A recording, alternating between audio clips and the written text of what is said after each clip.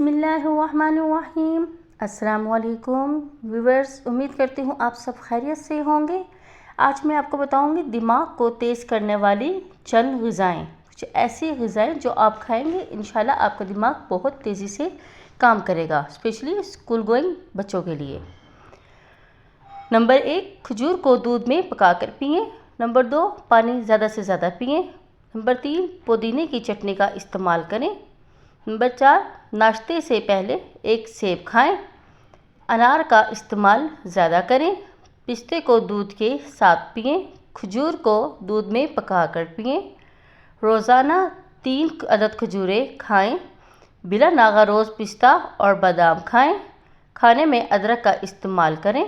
नाश्ते से कब्ल 1 अदद सेब लाजमी खाएं।